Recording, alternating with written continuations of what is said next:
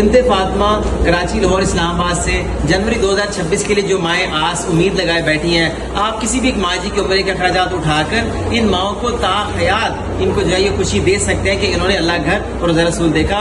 उम्रा माओं का साथ दीजिए इस साल भी 8वें काफिले में। जज़ाकल्लाह जज़ाकल्लाह खैर। इस वीडियो को ज़्यादा शेयर कीजिए।